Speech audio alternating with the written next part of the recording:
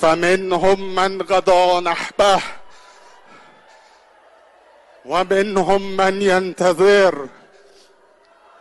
وما بدلوا تبدیلا. صدق الله العلی العظیم.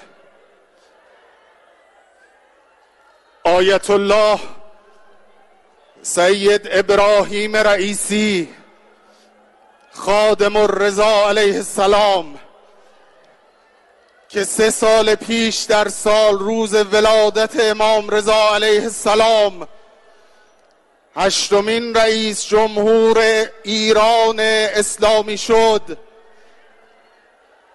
در شب ولادت امام رضا علیه السلام به شهادت رسید.